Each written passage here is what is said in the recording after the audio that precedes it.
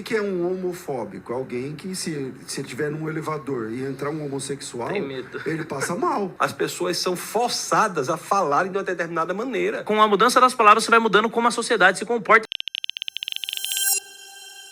É muito relevante essa questão da identidade. De fato, o que essas ideologias propõem é oferecer uma identidade. Então, a pessoa não é um ser humano livre, ele é um negro. Ele se identifica como negro, ele não é um ser humano independente de qualquer coisa, ele é um nordestino, ele é uma mulher.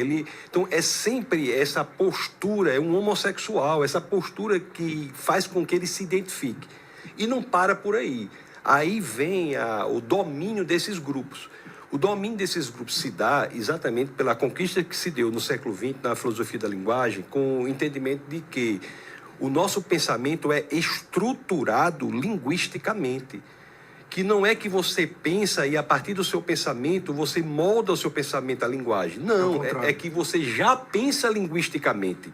Uma coisa que você não consegue falar, você não consegue pensar. Isso. Uma coisa que você não consegue definir com palavras, você não consegue objetivamente colocar na sua cabeça. Então, se eu conseguir dominar a sua linguagem, eu domino o seu pensamento. E se eu domino o seu pensamento, eu domino a sua ação. Então, a partir daí, você tem um ataque feroz à linguagem, tanto no sentido de esvair palavras de significado, de semântica, um ataque feroz à semântica das palavras. Ninguém sabe mais o que é mulher, ninguém sabe mais o que é verdade, ninguém sabe mais o que é normal, ninguém sabe mais o que é genocídio. Que é família. Essas palavras perdem o sentido, o Agora, significado. quanto é que... Então, peraí. Então, o cristianismo tem... Então, a gente dormiu em um certo ponto da história, né? Porque, por exemplo, quando se começou a falar de homofobia... Porque pensa bem do ponto de vista linguístico, né? O que é homofobia? O que é um homofóbico? Alguém que, se estiver num elevador e entrar um homossexual, ele passa mal, ele desmaia, ele alguma coisa assim. Mas homofobia, hoje, é um crime e é uma pessoa violenta contra o homossexual, o que não faz sentido do ponto de vista da palavra.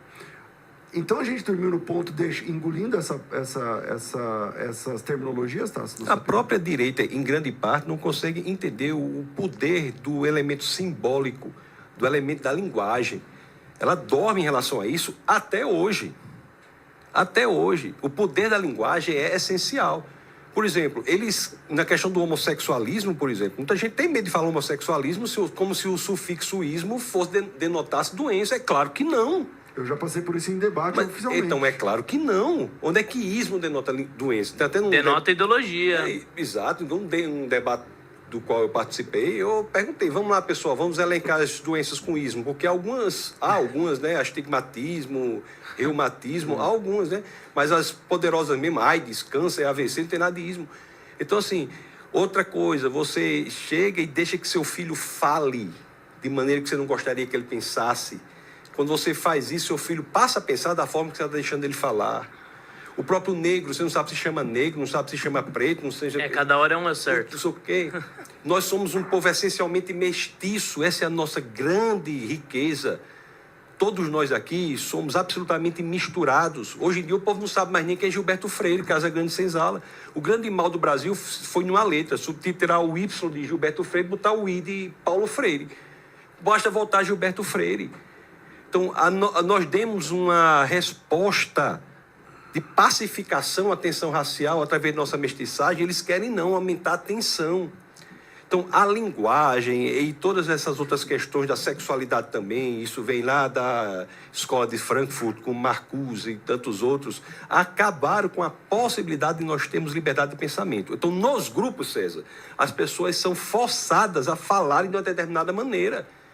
Se vá um homossexual ser contra o movimento LGBTista, ele é fortemente atacado. Nós temos o exemplo que eu cito de vez em quando, hoje já falecido, então deputado federal, o senhor Clodovil Hernandes, que era pensador livre. Ele era fortemente atacado pelo movimento político LGBTista. Ele foi chamado para participar de uma passeata e lá na concentração da passeata ele começou a não concordar e foi vaiado. E o LGBTismo, tem que deixar claro, é um movimento político. É um movimento político. O IBGE diz que nós temos menos de 2% da população de homossexuais e bissexuais. Menos de 2%. E eu sempre digo isso, como é que um movimento que defende menos de 2% da população tem a capacidade de projetar a sua bandeira no Congresso Nacional, no Palácio do Planalto, no Supremo Tribunal Federal? É um movimento político mantido por homens heterossexuais. Por que isso? Para exercer domínio sobre essas pessoas. Então, assim, para resumir, o LGBTismo não gosta do homossexual. Entendeu? Quem gosta do LGBTismo é LGBTista. A mulher não gosta do feminismo. O feminismo acaba com a mulher. Cadê o feminismo lutando radicalmente contra a entrada de homens biológicos no esporte feminino? A única razão de existência de esporte na modalidade feminina na face da Terra é impedir que homens compitam com mulheres. Cadê o feminismo lutando radicalmente contra isso? A bacia do homem é diferente da bacia da mulher, a angulação é diferente. A angulação da bacia do homem é 90 graus, da mulher é 120. Um homem que se diz mulher, a angulação não muda não. Ela não vai saber jogar futebol do mesmo jeito, a mulher que diz homem não sabe. Então você veja, cadê o feminismo lutando radicalmente contra isso? Lucas. Não tem.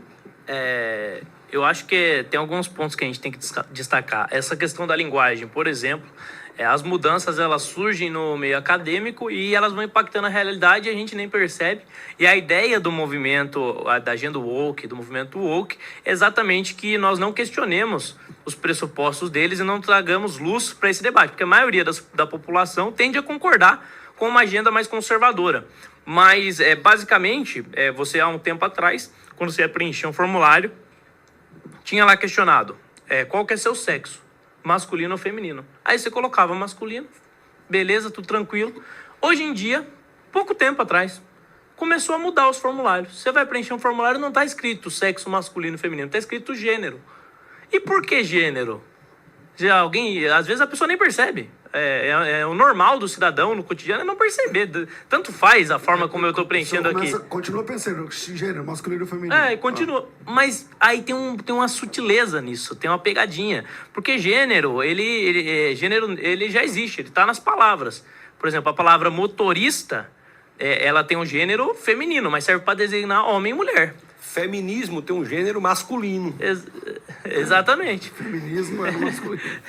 E você tem isso, na palavra você tem o gênero presente na palavra. Então quando você coloca o gênero para definir o que deveria estar sendo definido como sexo, o que você está dizendo?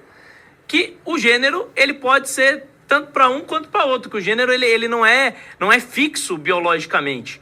Então muda-se uma palavra, muda-se o sentido daquilo, e as pessoas não percebem o que está acontecendo. Outra questão, em várias escolas, por exemplo, hoje em dia você não tem mais dia dos pais, não tem mais dia das mães, é o dia do cuidador.